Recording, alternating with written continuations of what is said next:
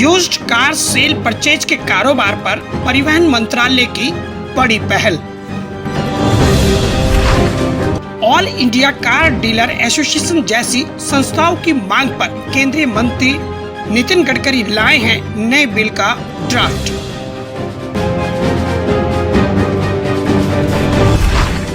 अब car cell purchase के कारोबार में रह जाएंगे केवल वही लोग जो नियमों का करते हैं पालन। All India car dealer association के राष्ट्रीय अध्यक्ष JS न्योल ने नए बिल का किया स्वागत। और राजधानी दिल्ली के Shalimar Bagh all India car dealers association के हेड ऑफिस में राष्ट्रीय अध्यक्ष JS न्योल ने नए बिल का स्वागत किया है और इसी मौके पर उन्होंने दिल्ली में प्रेस वार्ता की। राष्ट्रीय अध्यक्ष JS न्योल के मुताबिक साल 2014 से ही उनकी परिवहन मंत्रालय से ट्रेड सर्टिफिकेट जारी करने की मांग थी। राष्ट्रीय अध्यक्ष JS न्योल ने इस मांग को लेकर लगातार लंबे समय से संघर्ष भी किया है। अब केंद्रीय मंत्री नितिन गडकरी ने ट्रेड सर्टिफिकेट जारी करने की बात कही है, जिससे यूज्ड कार सेल परचेज के कारोबार में केवल असली कारोबारी ही टिक पाएंगे।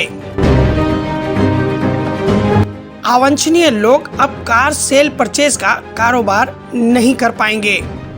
इससे यूज्ड कार सेल परचेज के कारोबार की विश्वसनीयता और बढ़ेगी, लेकिन इसका लाभ तभी होगा जब all India car dealers association जैसी संस्थानों से कार डीलर सर्टिफाइड होंगे। आइए सीधा लिए चलते हैं आपको प्रेस वार्ता में। आखिर JS न्योल इस बात को किस तरह रखते हैं।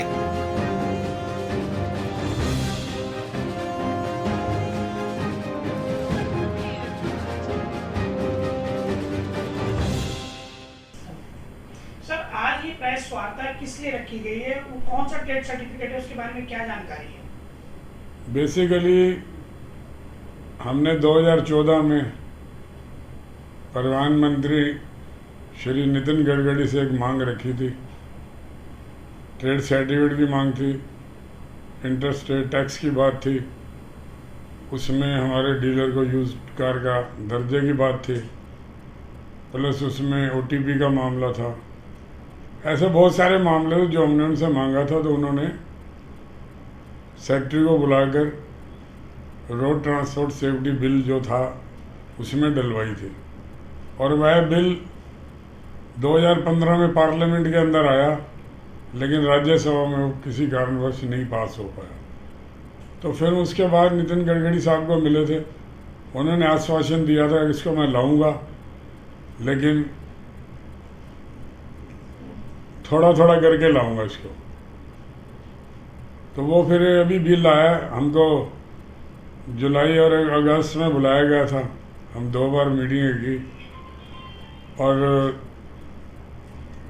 12 सितंबर को ये फिर बिल की रूपरेखा आई।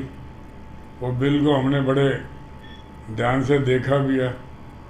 16 पेज का ये गजट है, गजट के रूप में है, भी इसमें थोड़े बहुत बदलाव होने हैं, इस तरह का है। ये हमारे पास आया तो हमने इसमें जो सुझाव हैं वो अपनी तरफ से पूरे इंडिया की मीटिंग करने के बाद कुछ लोगों से सुझाव हैं जो हमने इसमें डालने हैं।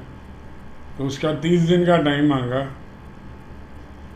जैसे ही वो पूरा हो जाएगा, उसके बाद जो फाइनल बिल बन कर के आएगा, वो हमारी ऑल इंडिया की जो मीटिंग होगी, जो हम सालाना एक एनुअल मीटिंग करते हैं, पूरे भारत के हमारे सभी मेंबर आते हैं, उसमें VIP लोग भी होते हैं, उसमें मीडिया के लोग भी होते हैं। जो वहाँ बात रखी जाएगी वही फाइनल होंगी।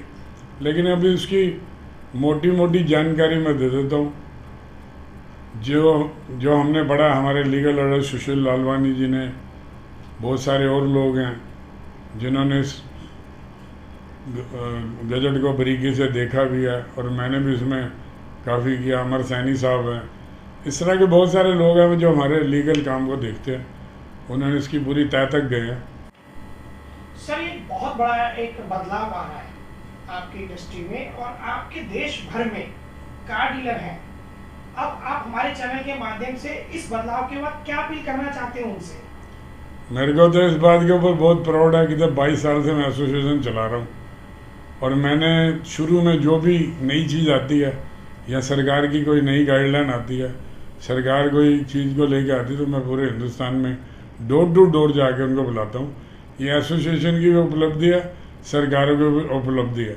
हम कांग्रेस की सरकारों में भी ये काम होता रहा, अब ये बीजेपी की सरकारों में भी हो रहा है। तो मैं तो धन्यवाद करता हूँ, जो काम करेगा उसको सलूट है, चाहे कोई भी किसी पार्टी का हो। साल 2014 से ही उनकी परिवहन मंत्रालय से ट्रेड सर्टिफिकेट को जारी करने की मांग थी, जिसका ड्राफ्ट आ चुका है और सुझाव मांगे जा रहे हैं और सुझावों के बाद इस पर अंतिम मुहर लग जाएगी और अंतिम मुहर के साथ ही यूज्ड कार सेल परचेज के कारोबार को एक नई पहचान मिलेगी। इस कामयाबी पर देश भर से अध्यक्ष JS न्योल को बधाई संदेश मिल रहे हैं। नई दिल्ली से न्यूज़ फोल्डर के लिए किरण शर्मा की रिपोर्ट।